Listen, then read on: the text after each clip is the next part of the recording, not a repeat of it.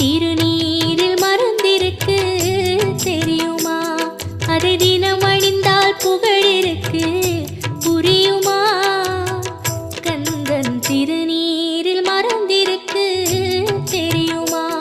அதை தினம்